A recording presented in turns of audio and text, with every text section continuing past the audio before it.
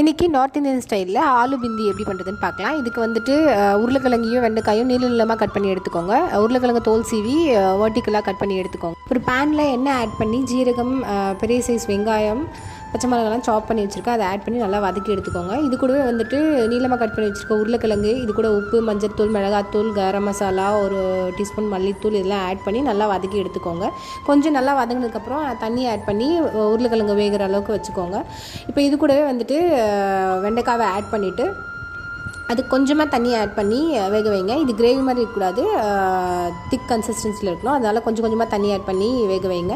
இது கூட வந்துட்டு நறுக்கி வச்சுருக்க தக்காளி ஆட் பண்ணி இன்னும் கொஞ்சம் தண்ணி ஆட் பண்ணி வேக வச்சா தக்காளி வந்துட்டு நல்லா குழஞ்சி வர்றதுக்குள்ளே வெண்டைக்காயை நல்லா வெந்து வந்துடும்.